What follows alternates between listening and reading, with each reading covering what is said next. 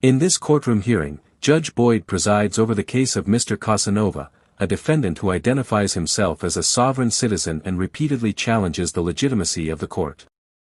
From the very beginning, the hearing becomes tense as Mr. Casanova refuses to fully cooperate with standard legal procedures, insisting that he is a living, flesh-and-blood man, rather than the legal identity named in the indictment. He questions the court's jurisdiction and attempts to argue that the proceedings do not apply to him. Despite the interruptions and unusual claims, Judge Boyd remains calm, patient, and professional throughout the hearing. Instead of getting drawn into arguments about sovereign citizen ideology, she keeps redirecting the discussion back to the actual criminal charges and the legal process that must be followed.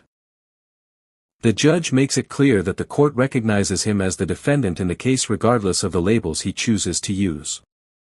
As the hearing continues, it becomes obvious that Mr. Casanova does not fully understand, or refuses to accept, how the legal system operates. To protect his constitutional rights and ensure the case can move forward properly, Judge Boyd orders standby counsel to be appointed.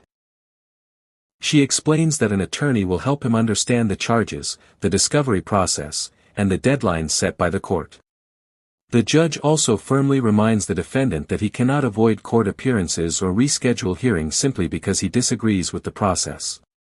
By the end of the hearing, discovery deadlines and future court dates are officially scheduled, while Judge Boyd maintains complete control of the courtroom without raising her voice or losing patience.